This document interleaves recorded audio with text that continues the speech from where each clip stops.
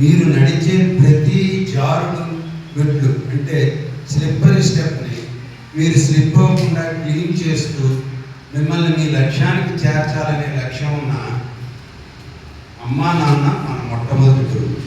తరువాత వివిధ దశల్లో మీకు జ్ఞానబోధ చేసిన ఉపాధ్యాయులైనా, లేకపోతే స్నేహితులైనా, లేకపోతే మన బంధువులైనా, వాళ్ళు కూడా అందరూ గురువులు. అయితే నేను చెప్పబోయేది ఏంటంటే, మీరందరూ కూడా తెలుగు స్కూల్లో ఉన్నారు కాబట్టి మీరు ఎంతమంది అసలు బాలబొమ్మల భాగవతం కానీ, బాలబొమ్మల రామాయణం కానీ ఏమైనా ఎప్పుడైనా చదివారా? ఒక్కమారు మీరు ఆలోచించుకోండి. ఎందుకంటే మమ్మీ డాడీ అన్న పిలుపు కన్నా మధురమైంది అమ్మా నాన్న.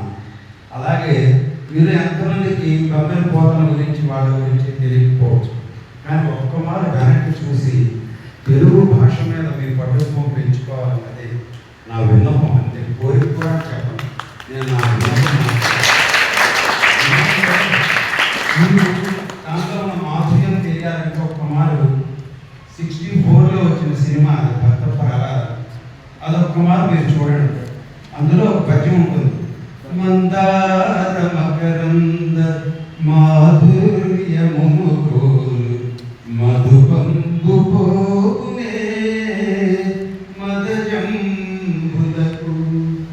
అయితే మీకు ఈ పద్యం వింటే వచ్చేది పెద్దగా జోష్ రాకపోవచ్చు, కానీ ఇటువంటి పద్యాలు పాత తెలుగు